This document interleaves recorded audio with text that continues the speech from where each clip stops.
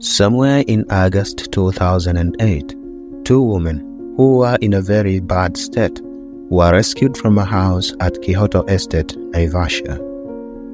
When the owner of the house was arrested, Kenya and the rest of the world got introduced to the Naivasha vampire, a man so thirsty for blood that he couldn't remember the total number of his victims. The man in question is none other than Joffrey M. The gory nature of his crimes makes him to sit on top of the list of Kenya's most feared serial killers. Welcome back to the Insight Edition. My name is Yusuf, and on today's special episode of Criminal Diaries, we are going to look into the cases of Kenya's most feared serial killers.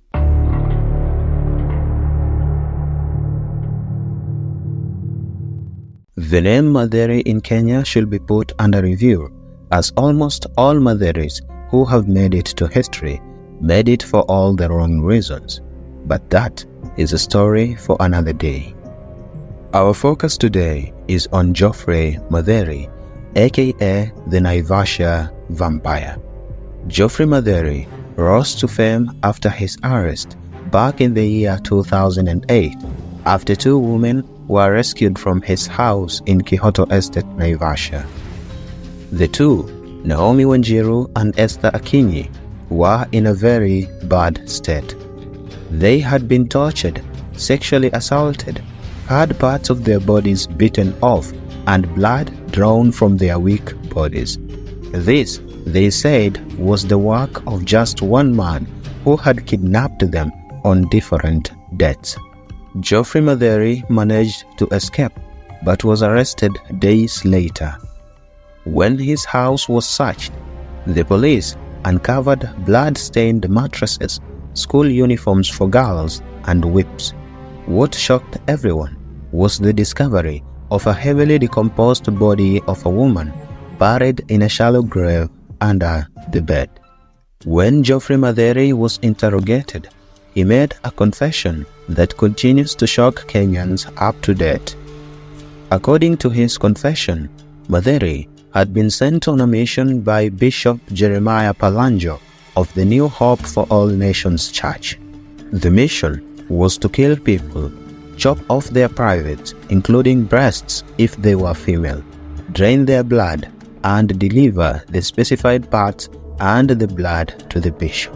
He said that it had reached a point where he will just straight up eat his victims' remaining body parts to hide evidence.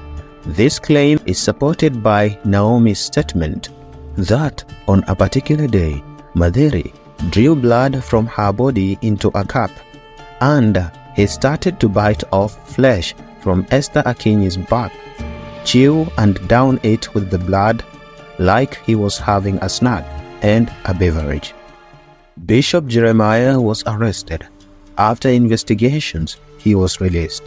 On the other hand, Joffrey Madheri was charged with 4 counts of rape and assault, which were sadly dropped 4 years later due to a failure from the prosecution to produce evidence. Madheri was found guilty of a lesser offense of illegal confinement, to which he was sentenced to 4 years. Joffrey Madheri had also been charged with the murder of the woman whose body was found buried under the bed. Since the person couldn't be identified and it couldn't be proved in court that the house really belonged to Joffrey Madheri, he was acquitted on that charge as well. Joffrey Madheri served his sentence and got released in the year 2016. He now roams free in the streets of Nairobi.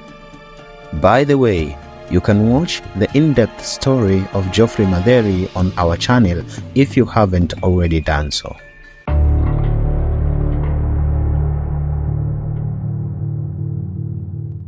Also known as the Kenyan serial killer on American soil, Billy Chemirber was accused of smothering 22 elderly women to death, then stole their jewelry and other valuables.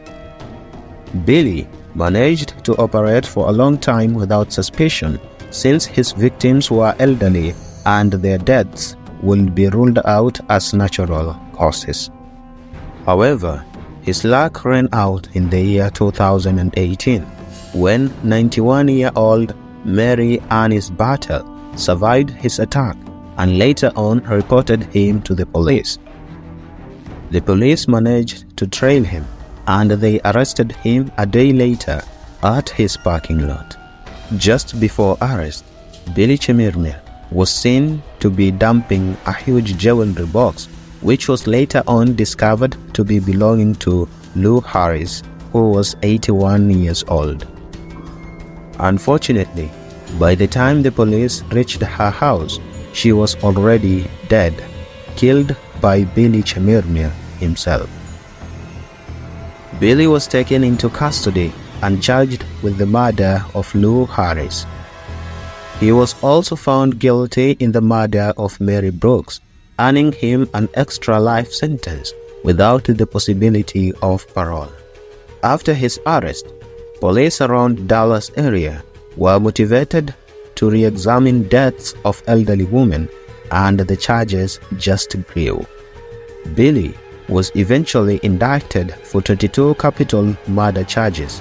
All this time, he was still claiming innocence. Billy Chemirmir was serving his sentence at the Caulfield Unit in Tennessee Colony, Anderson County, Texas, where he met his untimely death on the 19th of September 2023, when he got fatally stabbed by his fellow inmate while at the age of 50.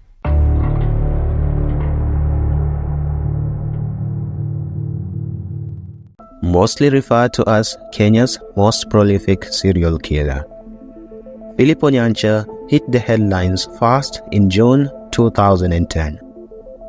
He had gotten arrested together with his two associates after a series of kidnappings in the city of Nairobi. It was while in police custody that he confessed about his killings. Mind you, the police had no idea that this was a serial killer.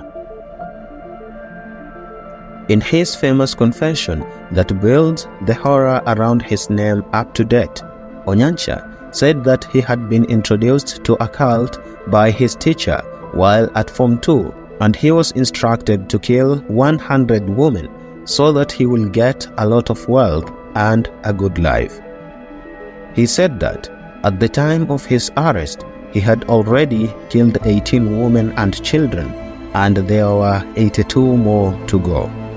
Philip Onyango agreed to take the police officers to the places where he had dumped the bodies. His former teacher, Elizabeth Wangui, was arrested. While the case proceeded in court, Elizabeth Wangui was released due to lack of evidence. Philip Onyango, on the other hand, was sentenced to 12 years in prison for attempted rape and assault. He was serving his sentence at Committee Maximum Prison, while other cases against him proceeded. In the year 2018, Philip Onyango was acquitted of one murder charge because of lack of evidence. A new trial for him and his associate was ordered after it was established that Philip had been unfairly tried. Up to date, the case is yet to proceed or start from the beginning.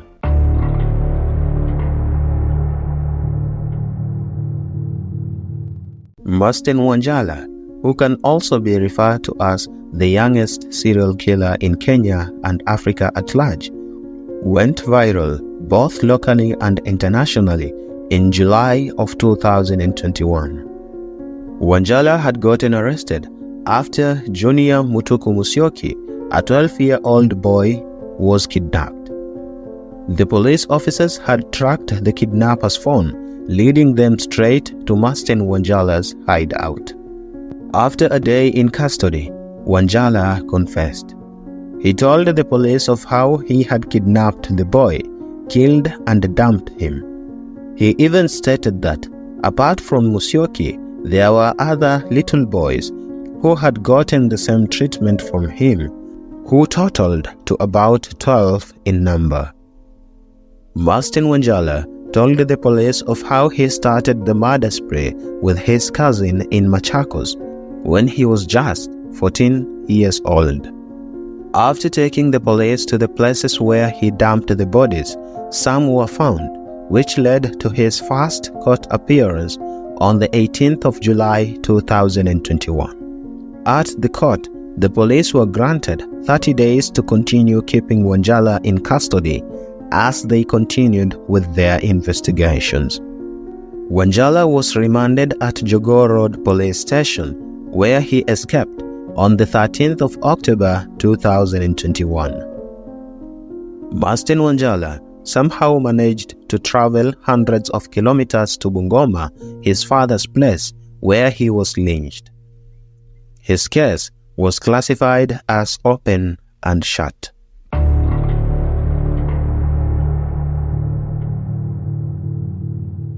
Not Mastin Wanjala's brother, but coincidentally, a serial killer who also targeted children and was arrested in the same year in which Mastin Wanjala was arrested as well, the year 2021. The cases of little girls disappearing and later on being found defiled, killed and dumped in thickets in Moy's Bridge, a small town bordering Uasin Gishu and Trans Nzoia counties, started in December 2019. The residents suspected it to be ritualistic killing, as most of the girls were killed in the same manner. By June 2021, 9 young girls had fallen victim to the mysterious killers. The police had arrested various suspects who were later on released due to lack of evidence. Around the same time, Linda Jerotich, a 13-year-old girl, went missing.